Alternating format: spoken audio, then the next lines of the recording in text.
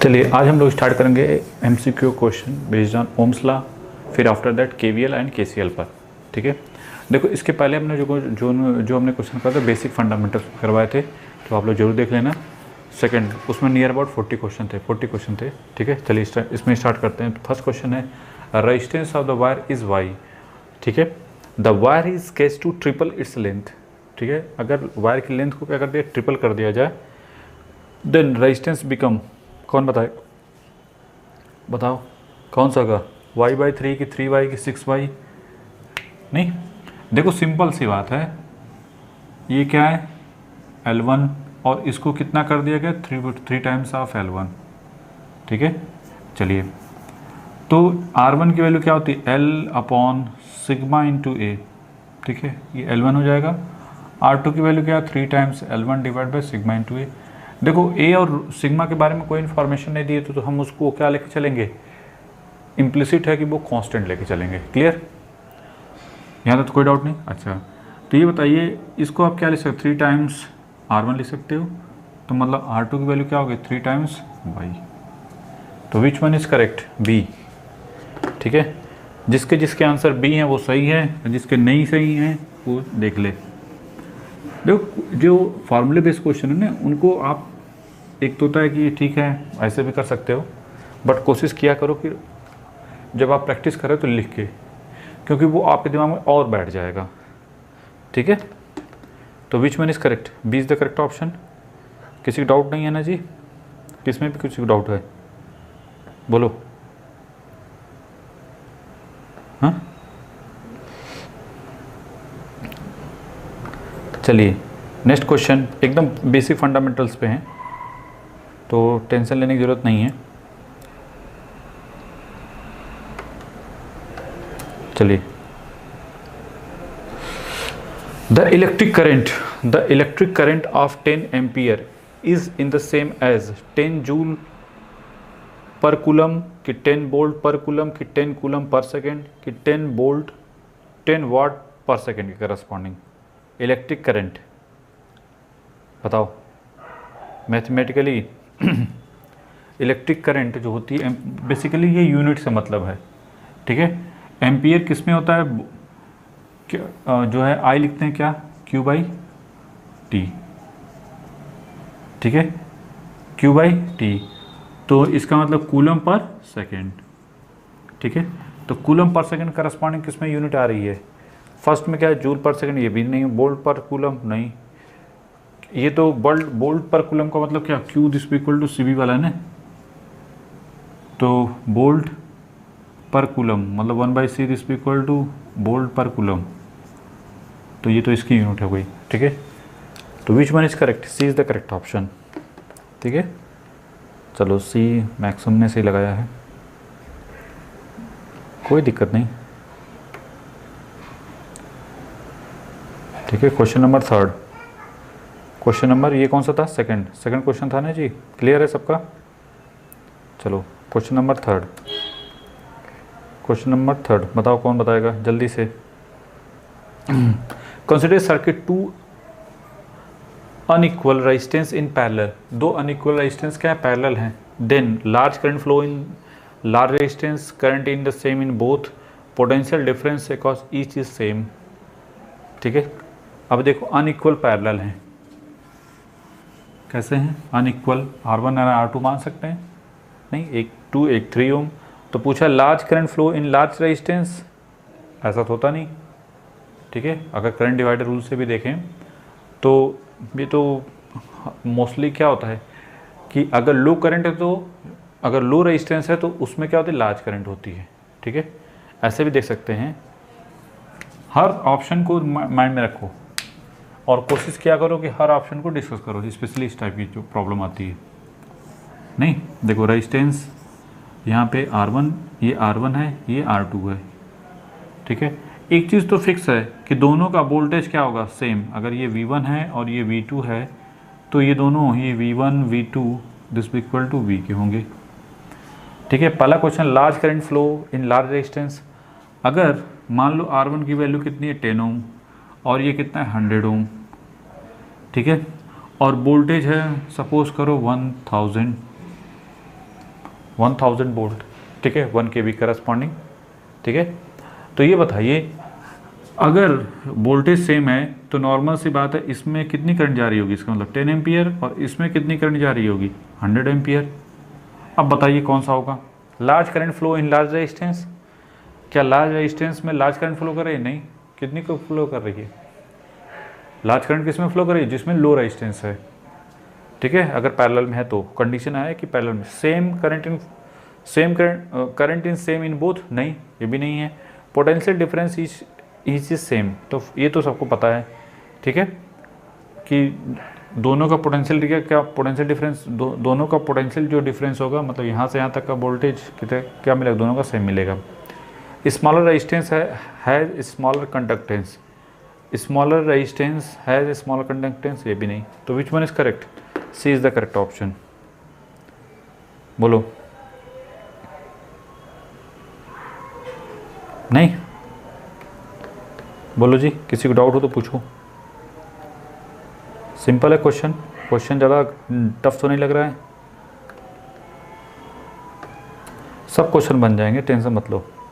चलिए, which of the following case in Ohm's law is not applicable? Electrolytes में, कि arc lamp में, insulator में, वैक्यूम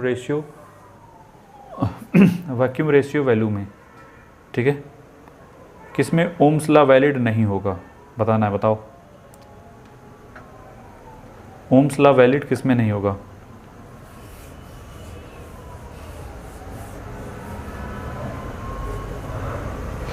देखो, पहला है इलेक्ट्रोलाइट्स।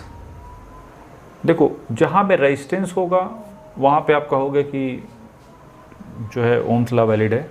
आर्क लैंप जिसमें वैलिड होगा क्योंकि रेजिस्टेंस है। इंसुलेटर, वैक्यूम रेशियो वैल्यू, जो इंसुलेटर है इसमें जो है एकदम नहीं होता है, ठीक है, ठीक है। किसमें? C is the correct option, not applicable. Conductor के लिए होता है। इंसुलेटर का मतलब क्या होगा? जिसमें कोई फ्री इलेक्ट्रॉन नहीं है, ठीक है। चलिए, तो which one is correct? C is the correct option, C is the correct option,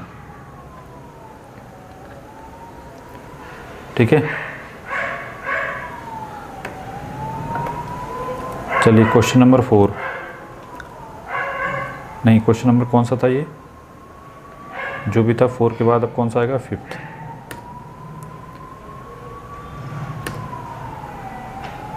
चलिए, एक copper wire length L and diameter जो है कितना है? D है, has potential difference V applied at its two end, ठीक है। The drift velocity is V. If the diameter of wire is D/4, then drift velocity become. तो drift velocity क्या हो जाएगी? अगर हमने क्या कर दिया कि उसका डायमीटर कितना कर दिया? D/4 कर दिया गया है, ठीक है। तो बेसिकली हमको drift velocity डिटरमाइन करना है, ठीक है। देखिए, drift velocity क्या होती है? इन्वर्सली प्रोपोर्शनल होती है एरिया के पर, ठीक है। drift velocity क्या होती है?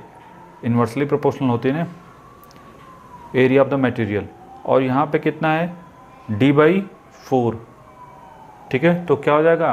डायमीटर D/4 हो रहा है तो मतलब उसका स्क्वायर होगा, तो क्या हो जाएगा? 14 टाइम्स, सॉरी, हाँ 16 टाइम्स, सॉरी 16। तो which one is correct? Velocity कितनी हो जाएगी? 16 टाइम्स। तो B is the correct option, ठीक है। जो ड्रिफ्ट वेलोसिटी होती है inversely proportional to the area होती है, नहीं मतलब 1/r² के। तो v की वैल्यू क्या हो जाएगी? 1 जो डायमीटर है वो D/4 हो रहा है, तो मतलब पहले D/2 था, अब कितना हो गया? D/8 हो जाएगा। तो पहले वाले D/ ऐसे हो जाएगा ना, नहीं, तो ये कितना हो जाएगा? मतलब रेडियस करस्पॉन्डिंग तो 1/2, मतलब 4 का ऐसे कर सकते हो, 1/4 D/4, मतलब 4 का कितना हो जाएगा? 4 का स्क्वायर, मतलब हो जाएगा 16। तो which one is correct? 16 times हो जाएगा ना। तो B is the correct option, ठीक है। B is the correct option, बोलो। चलिए, ये क्वेश्चन नंबर कौन सा हो गया? 5th। Now next question, question number 6।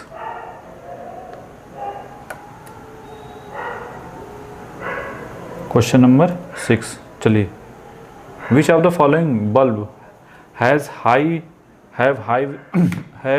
High resistance, किस बल्ब का रेजिस्टेंस क्या मिलेगा, हाई मिलेगा, बताओ। सिंपली ज़्यादा दिमाग लगाने की ज़रूरत है क्या।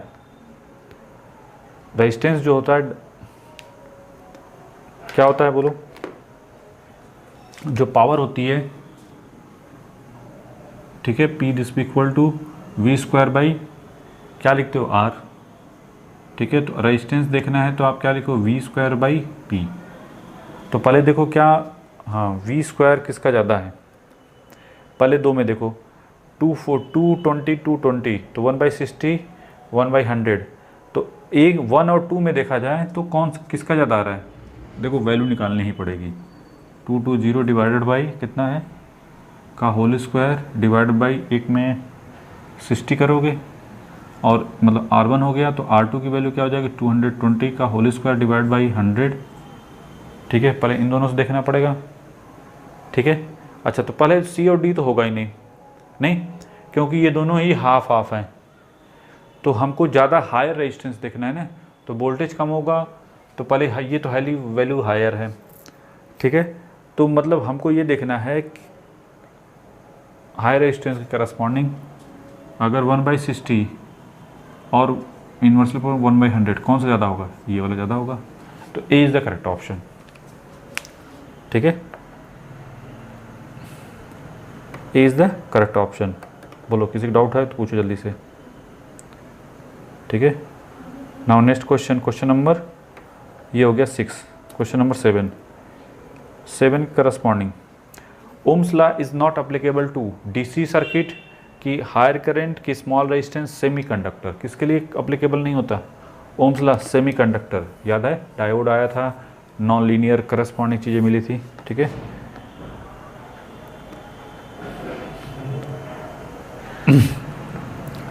सेमीकंडक्टर और इंसुलेटर दोनों के लिए ही अप्लीकेबल नहीं होता ये ओम्स लॉ, ठीक है। चलिए क्वेश्चन नंबर 8, ये 7 था, क्वेश्चन नंबर 8 के corresponding the conductance is expressed in the terms of ohm का इनवर्स क्या होता है मोम, तो कौन सा हो जाएगा ए, ये तो सोचना भी नहीं था, ठीक है।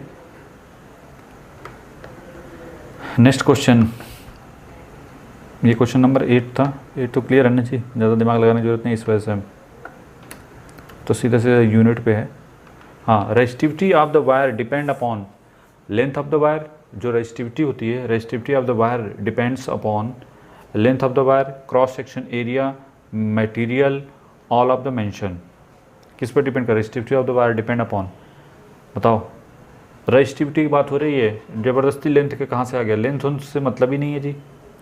रेजिस्टिविटी किस पे डिपेंड करती है, 1/सिग्मा होता है ना, वो किसकी प्रॉपर्टी, मटेरियल की ना जी, किसके करस्पॉन्डिंग होगा, सी, चलो ठीक है, वाह good, C is the correct answer,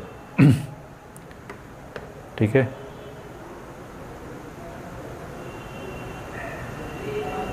ये मटेरियल पे डिपेंड करता है, तो इस वजह से ज़बरदस्ती लेंथ उनसे रिलेट मत कर देना कि सिर्फ एक्सप्रेशन में आया था, तो होता है जनरली कि sigma into rho into something लिखा था, तो सर इसके उससे मैच कर जाएगा क्या, उससे कोई मतलब नहीं होता, ठीक है। तो now next question, in A current voltage relationship graph of a linear resistance the slope of a graph will indicate, voltage current voltage relationship में ग्राफ में linear resistance, the slope of graph will indicate, जो voltage और current का जो graph आता है, जो linear graph show करता है, वो किसका रिप्रेजेंटेशन है, किसका होगा रिप्रेजेंटेशन, इसमें बताने की जरूरत है। स्लोप जो है ये v है और ये i है, और ये क्या किसका रिप्रेजेंटेशन होता है, रेजिस्टेंस का ना, ठीक है। लीनियरली जो है दोनों v प्रोपोर्शनल टू i होता है। तो ये हो गए हमारे ओम्स लॉ पर फंडामेंटल्स क्वेश्चन, ठीक है। अब हम डिस्कस करेंगे किसके करस्पॉन्डिंग, किरचॉफ्स लॉ पर। पहले करंट लॉ पे फोकस करेंगे, फिर इसके बाद वोल्टेज लॉ पे। पहले हम लोग फोकस किस पे करेंगे, करंट लॉ पे, फिर इसके बाद वोल्टेज लॉ पे करस्पॉन्डिंग। ठीक है, बोलो किसी को डाउट हो तो पूछो जल्दी से, यहाँ तक तो किसी को डाउट नहीं होना चाहिए।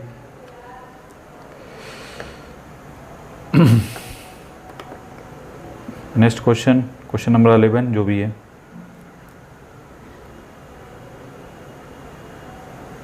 Question number 11।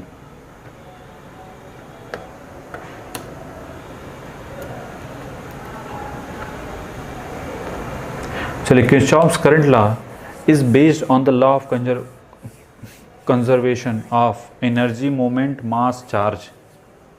किसके करस्पॉन्डिंग बताया था, बताओ। याद रखना किसकी बात हो रही है, किरचॉफ्स करंट लॉ की बात हो रही है। किसके करस्पॉन्डिंग, तो चार्ज कंजर्वेशन। करंट लॉ किसके करस्पॉन्डिंग, तो चार्ज कंजर्वेशन। कि जैसे Q1 Q2 Q3 आ रहा है और आउटगोइंग में नहीं बताया था हमने, और फिर इसको डिफ्रेंशिएट कर दो, चार्ज को डिफ्रेंशिएट कर दो तो वही करंट आ जाती थी। ठीक है, उससे भी मतलब जितना चार्ज इन करेगा उतना ही चार्ज क्या करेगा, आउट करेगा। मतलब एल्जेब्रिक सम ऑफ चार्ज का, algebraic sum incoming in algebraic sum of charge का outgoing in algebraic sum of charge का क्या होगा, बराबर होगा। वही तो करंट है, करंट लॉ है। नहीं, बस उसी को डिफ्रेंशिएट कर दो विथ रिस्पेक्ट टू टाइम तो क्या हो जाएगा, वो करंट हो जाएगी। नहीं, सिंपल सा था। तो विच वन इज करेक्ट, बताने की जरूरत है। D is the correct option. ठीक है, कुछ के माइंड में सर इतना इजी क्यों करवा रहे हो। देखो इस वजह से करवा रहे हैं कि क्योंकि हम चाहते हैं कि आपके भरोसे नहीं रहना चाहते। ठीक है, जितने पॉसिबिलिटी बनती है सब करवा दो कि आपके माइंड में तो वहाँ पे ये ना हो ना कि सर ने इस टाइप क्वेश्चन नहीं करवाए तो हम कैसे करें। कुछ होते हैं भरोसे ही रहते हैं, इधर उधर से पढ़ना शुरू कर देते हैं, फिर आलतू फालतू पढ़ते हैं, उससे अच्छा कि हम ही करवा दें ढंग से।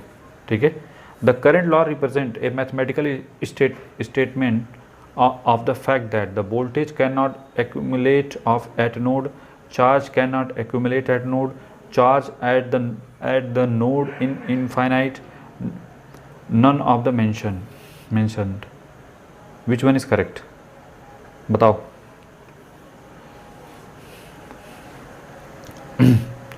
करंट लॉ के करस्पॉन्डिंग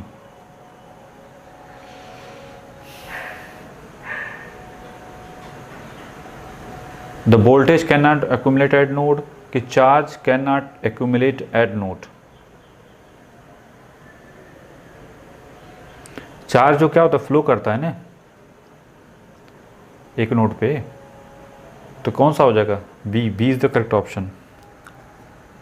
ज़्यादा सोचने की जरूरत नहीं है। ठीक है, ये सब क्वेश्चन 1 मिनट से ज़्यादा में टाइम नहीं लगना चाहिए। अब ज़बरदस्ती लगाओ तो फिर उसके लिए उसके लिए हम कुछ कर थोड़ी नहीं सकते। ठीक है, चलिए क्वेश्चन नंबर 30।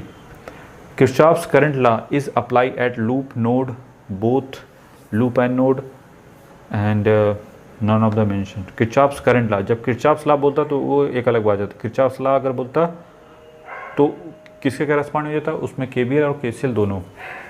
यहाँ पे मेंशन है कि किरचॉफ्स करंट लॉ, तो इसका मतलब करंट लॉ किसके लिए अप्लीकेबल, तो नोड के लिए ना, तो नोड के लिए अप्लीकेबल होगा। तो कुछ which one is correct, B is the correct option. ठीक है, चलिए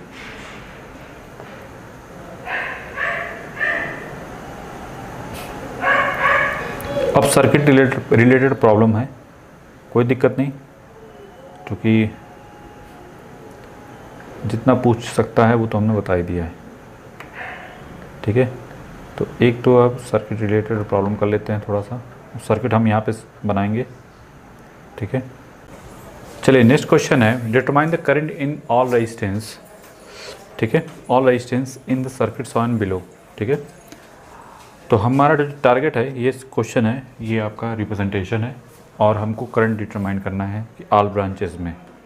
ठीक है, तो देखो एक तो सिंपल सी बात है, यहाँ पे कितना दिया 50, यहाँ पे कितना दिया 50 एम्पियर। ठीक है, तो हमारा टारगेट ये होगा, पहला मोटिव ये होना चाहिए कि इतना तो फिक्स है, जो भी करंट होगी I1 I2 I3 इन तीनों का सम किसके करस्पॉन्डिंग होना चाहिए, 50 एम्पियर करस्पॉन्डिंग होना चाहिए। तो पहले ये देख लो कि जो ऑप्शन है उसमें से कोई ऐसा तो नहीं कि जो 50 तीनों का सम 50 के बराबर है कि नहीं। तो पहला देखो क्या है 2 4 11, तो ये तो ए हो नहीं सकता क्योंकि तीनों का सम निकालो चाहे ना निकालो वो एक अलग केस है, लेकिन क्वेश्चन को रीड करके भी आप पहले देख सकते हो। ए तो नहीं होगा। सेकंड हो सकता है, सेकंड भी नहीं होगा क्योंकि 5 4 और 9 है, मतलब ये क्लोजर ये 50 के राउंड अप तो है भी नहीं। फिर नेक्स्ट है सी पार्ट, 20 है और ये है 9 और फिर 11, 29 प्लस 11 ये क्लोज़र है आई थिंक है, नहीं ये भी नहीं है। नेक्स्ट है 24 14, तो D option is correct option. ठीक है, बिना सॉल्व किए भी निकाल सकते हो, लेकिन नहीं तो कभी कभी क्या होता है क्वेश्चन को सॉल्व कोई ज़रूरी नहीं कि आप पहले ऑप्शन देखो, ऑप्शन करस्पॉन्डिंग की भाई इन तीनों को करंट का सम तो 50 एम्पियर होना ही चाहिए ना, अगर नहीं हो रहा है तो इसका तो कुछ गड़बड़ है।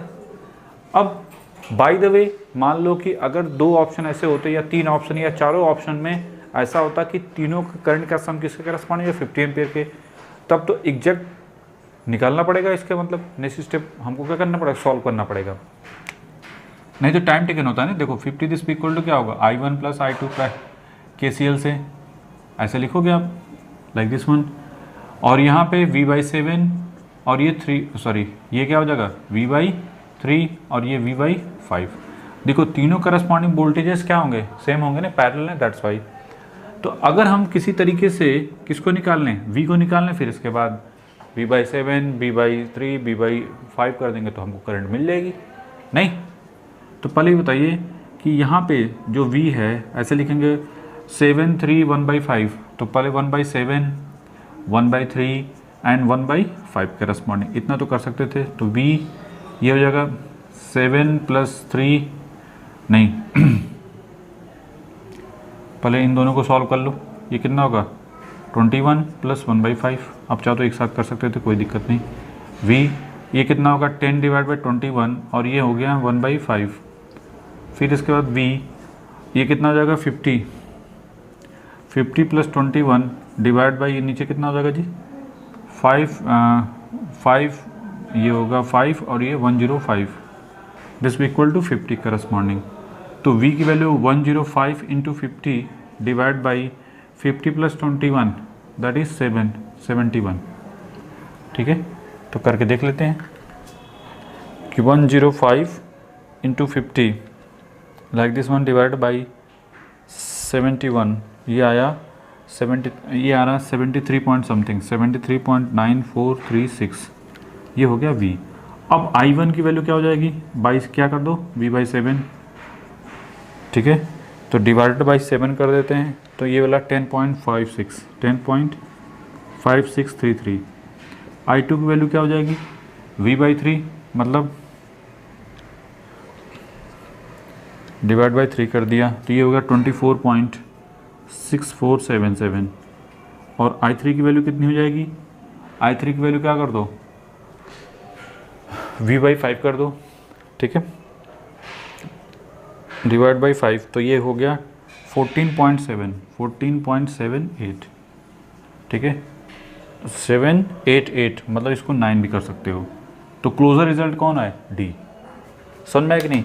तो ये कोई ज़रूरी नहीं कि क्वेश्चन को सॉल्व करो, कभी कभी क्या होता है क्वेश्चन को बिना सॉल्व किए भी हम डिटरमाइन कर सकते हैं, ठीक है, क्वेश्चन को बिना सॉल्व करके किए हुए भी हम क्वेश्चन के आंसर को डिटरमाइन कर सकते हैं। जैसे कि अब देखो किसी ने निकाला होगा और किसी ने हमने बताया कि जिसको थोड़ा सा स्मार्ट तरीके पता है उसको तो पता है कि तीनों का सम क्या होना चाहिए 50 के बराबर ही होना चाहिए।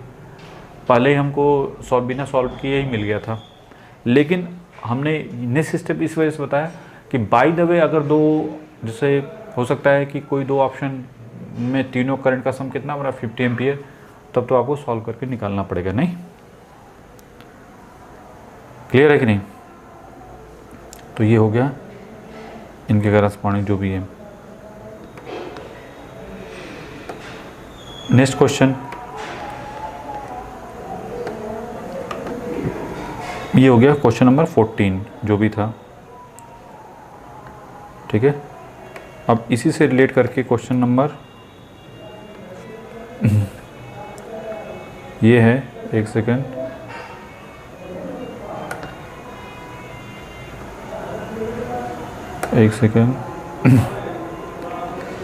कहाँ गया जी आंसर? ऑप्शन, ऑप्शन लिख देते हैं, फिर इसके बाद हम रिप्रेजेंट कर देंगे यहाँ पे, ठीक है। चलिए ऑप्शन यहाँ पे हमने नोट आउट कर दिया है, और ये आपके रहा आपके का ये R1, ये R2, ठीक है, ये करंट सोर्स, ठीक है, यहाँ पे रेजिस्टेंस, यहाँ पे रेजिस्टेंस, और यहाँ पे करंट सोर्स दिया हुआ है, ऐसे बना हुआ है, ठीक है। इसमें जो करंट है वो 10 एम्पियर है, डायरेक्शन अपवर्ड, और इसमें जो करंट है वो कितना है 5 एम्पियर, ठीक है। ये 15 ओम, ये जो दिया हुआ है 5 ओम के करस्पॉन्डिंग, ये कितना दिया हुआ है 2 ओम के करस्पॉन्डिंग, और ये 1 ओम के करस्पॉन्डिंग दिया हुआ है, ठीक है। Find the voltage across 5 ohm resistance, हमको 5 ओम रेजिस्टेंस के करस्पॉन्डिंग डिटरमाइन करना है। चलो आप लोग निकालना शुरू करो। अगर हमको किसी तरीके से 5 ओम में करंट मिल जाए तो बात बन जाए? नहीं भाई, हमारा टारगेट क्या है कि करंट को डिटरमाइन करना। अगर किसी तरीके से करंट मिल जाए, सॉरी वोल्टेज को डिटरमाइन करना, अगर किसी तरीके से उस रेजिस्टेंस में करंट मिल जाए तो बात तो बन जाएगी। अब उस करंट को निकालने के लिए देखो, ये डायरेक्शन कितना है 10 एम्पियर, और ये कितना है 5 एम्पियर, दोनों एक दूसरे क्या है अपोजिट हैं। अगर हम किसी तरीके से ऐसा कर सकते हैं, अगर इन दोनों को अलजेब्रिक सम करेंगे तो क्या मिलेगा ऊपर, अगर इसको हटा दो, ये अपोजिट है, तो अगर इसमें अलजेब्रिक सम करोगे तो सीधे 5 एम्पियर आएगा, और वो किधर होगा अपवर्ड। पहले सिंप्लीफाई करके छोटा कर दो इसको।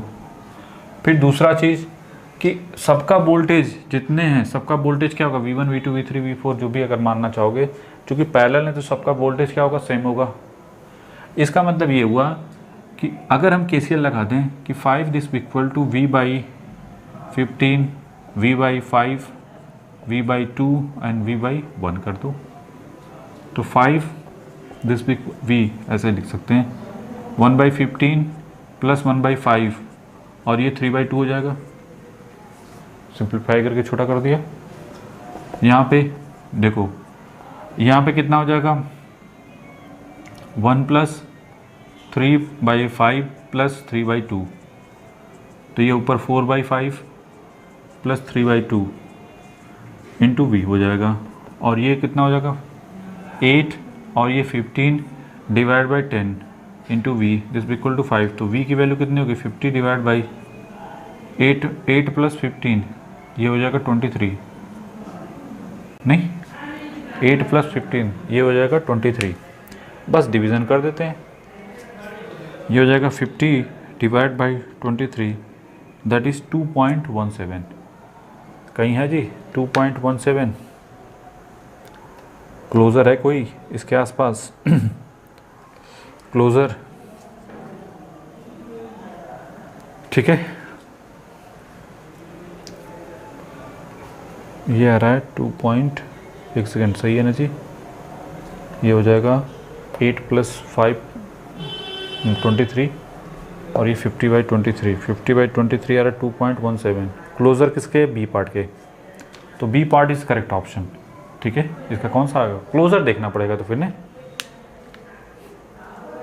V/15 है, V/5 है, ठीक है, 1 रेजिस्टेंस, ये 2 है, ये 1 है, ये दिया 1 है जी, और ये 5, और यहाँ पे 1 ओम है, सॉरी नहीं 15 ओम है, सही है। चलिए नेक्स्ट क्वेश्चन रीड करते हैं। तो नेक्स्ट क्वेश्चन हमारा है क्वेश्चन नंबर जो भी है, ठीक है, क्वेश्चन नंबर 16 ये भी है सर्किट पर भी बेस्ड ऑन प्रॉब्लम, ठीक है। तो सर्किट हम बनाएंगे और आप उसका सॉल्यूशन बताना है आप लोगों को, ठीक है, कि विच वन इज़ करेक्ट। ये है आपका ये दिया हुआ सर्किट, जो सर्किट है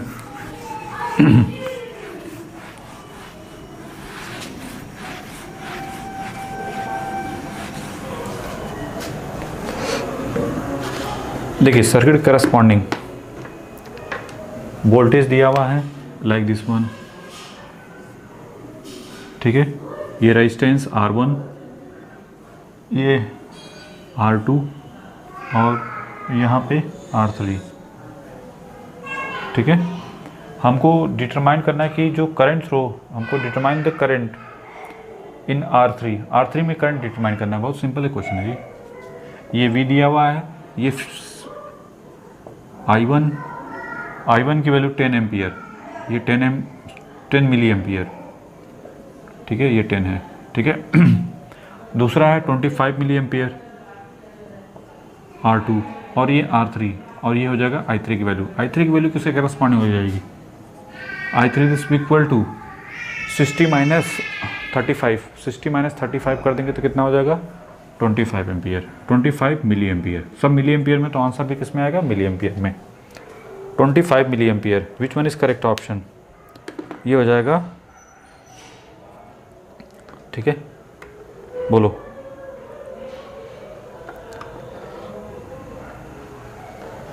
ऑप्शन सही है सबका, तो which one is correct? A is the correct option. सिर्फ ए करेक्ट होगा, ठीक है। नेक्स्ट क्वेश्चन जो है ये भी उसी से रिलेट करके है, ये भी जो है उसी से रिलेट करके है, मतलब ये भी सर्किट पर भी बेस्ड ऑन प्रॉब्लम है, ठीक है। और वो सर्किट है हम बनाने जा रहे हैं। सर्किट का रिप्रेजेंटेशन कैसा है? लाइक दिस वन के करस्पॉन्डिंग ये 12, एक सेकेंड, ये 12 वोल्ट, एक 12 वोल्ट यहाँ पे जो है, सॉरी ये कितना है? 12 वोल्ट के करस्पॉन्डिंग यहाँ पे रेजिस्टेंस, यहाँ पे रेजिस्टेंस R2, इसमें 2 एम्पियर, इसमें 5 एम्पियर, इसमें R1 और इसमें रेजिस्टेंस R3, ये है R3 करस्पॉन्डिंग, ठीक है। ये 12, 5, 2 और I3। हमारा टारगेट है कि डिटरमाइन करना किसके करस्पॉन्डिंग? I3 करंट डिटरमाइन करना। बताओ कितनी हो जाएगी? कौन बताएगा? इनकमिंग कर, ये 5 एम्पियर है, 2 और इसमें कितने हो जाएंगे? 3 एम्पियर।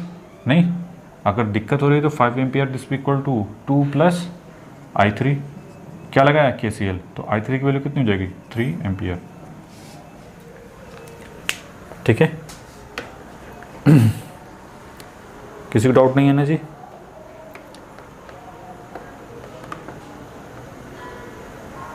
जितना क्वेश्चन नंबर 18, क्वेश्चन नंबर 18 बताओ अपने से। Kirchhoff's law can be mathematically state as, which one के करस्पॉन्डिंग सही होगा? ये मैथमेटिकली किसके करस्पॉन्डिंग सही है ये? ठीक है, यहाँ पे k की वैल्यू ऐसे दिया हुआ है एक्चुअली। अच्छा, ये ऐसे बना हुआ है i, एक सेकेंड, i k की वैल्यू 0 से लेकर k की वैल्यू n तक है, ठीक है, दिस इक्वल टू 0। पहला ऑप्शन ये है।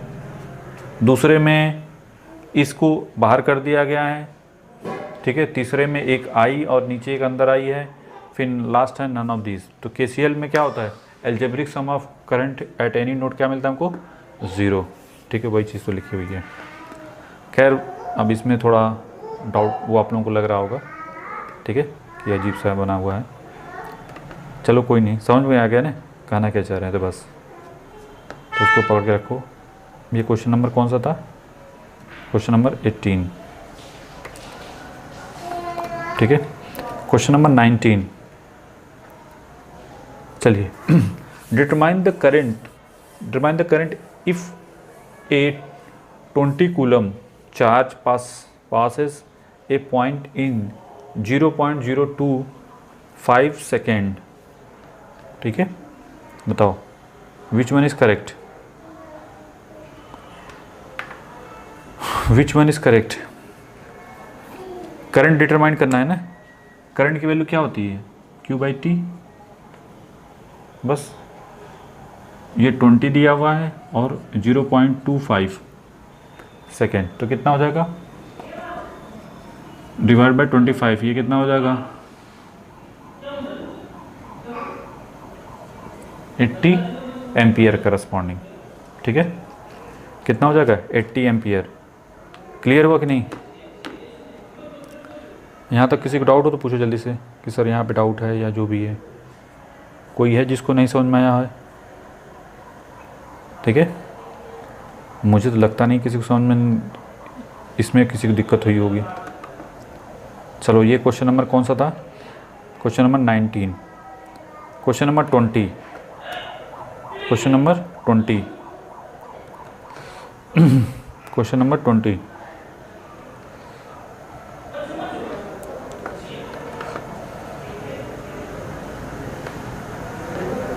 Question number 20,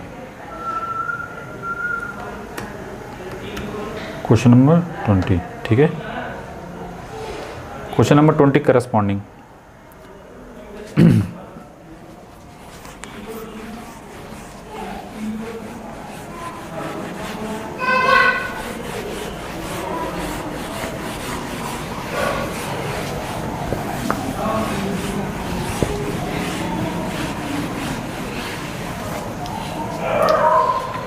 question number 20 corresponding, ये लिख दिया है ना जी पूरा सब। चलो क्वेश्चन नंबर 20 करस्पॉन्डिंग हमको क्या बनाना है पहले, ये तो हटा दो। ये आपका 5 एम्पियर, ये कितना है? That is 5 ampere. और यहाँ पे ये कितना है? 0.25। यहाँ पे दिया हुआ है करंट इसमें 2 एम्पियर, और लास्ट वन में हमको R3 दिया हुआ है, लाइक दिस वन करस्पॉन्ड। पूछा क्या है?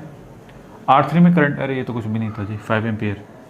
तो बताओ इसमें कितनी करंट हो जाएगी? I3 की वैल्यू, इसमें भी डायरेक्शन ऐसे क्या हो जाएगा? I3 is equal to 5 minus 2 minus 0.25, तो 3 माइनस 0.25, तो ये हो जाएगा 2.75 एम्पियर, 2.75 एम्पियर। ठीक है, तो which one is correct? D is the correct option. ठीक है, तो हम लोगों ने अब तक क्या कर लिया? किरचॉफ्स करंट लॉ पर बेस्ड ऑन प्रॉब्लम, पहले हमने ओम्स लॉ पे किया, ओम्स लॉ पे बेस्ड ऑन प्रॉब्लम किया, फिर इसके बाद किरचॉफ्स करंट लॉ पे। अब हम जो फोकस करेंगे किसके करस्पॉन्डिंग? किरचॉफ्स वोल्टेज लॉ पे बेस्ड ऑन एमसीक्यू प्रॉब्लम, वो भी बेसिक वाले, सब बेसिक वाले ही कर रहे हैं। ठीक है, क्योंकि होता क्या है कि एग्ज़ाम में जब बच्चे बैठते हैं तो हम तो ठीक है ऊपर ऊपर से कभी कभी चीज़ें हम लोग जनरली थोड़ा सा लेवल उसके करवाते हैं, तो बहुत बेसिक फंडामेंटल पे जो बच्चों का ध्यान फार्मूला, कभी कभी क्या होता है कि जनरली फार्मूला रट लेते हैं बच्चे, और चूंकि जब क्वेश्चन आ जाता है उस पर तो हम क्वेश्चन तो कर लेते हैं, लेकिन फंडामेंटल पे ही अगर क्वेश्चन आ गया तब फंस जाते हैं। नहीं, तो इसी वजह से हम लोग कुछ फंडामेंटल वाले करवाते रहें कि जिससे आपको कन्फ्यूज़न जो थोड़ा बहुत है वो भी ख़त्म हो जाएगा। ठीक है,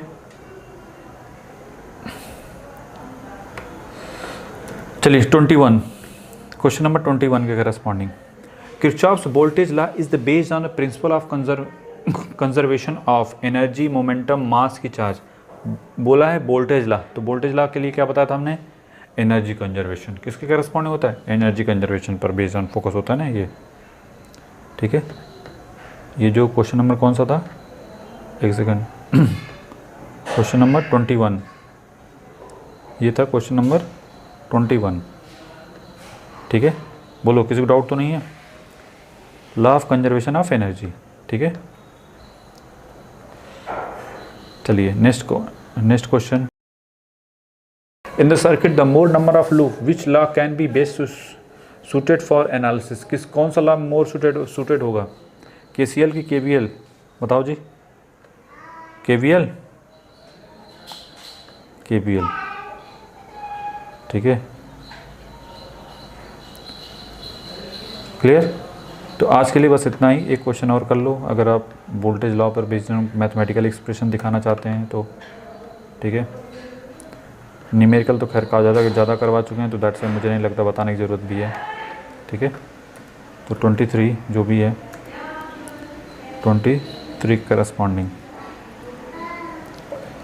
ठीक है, 23 जो है इसमें है ऐसे एल्जेब्रिक सम ऑफ, ऐसे k लिख दो और यहाँ पे k की वैल्यू 1 से लेकर n तक, दिस बी इक्वल टू 0। कौन सा सही होगा?